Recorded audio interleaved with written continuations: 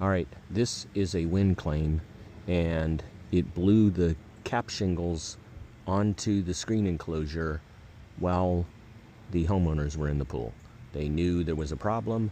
I've been of service to these people before, and they called me like as soon as they got out of the pool.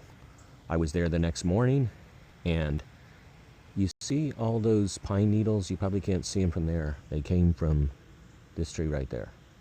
These trees right here. They're 88 feet or 90 feet away. The insurance carrier is going to have storm data probably that says no wind. We have storm data that says wind. Now, how do the pine trees release pine needles and get on that roof? Wind.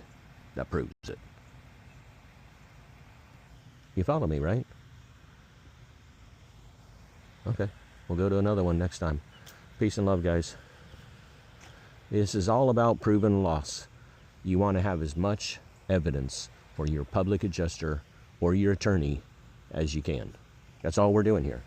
I'm just finding as much evidence as I can so that our client has the best possible case of getting the insurance company to recognize this information. That's all we're doing. Peace, guys.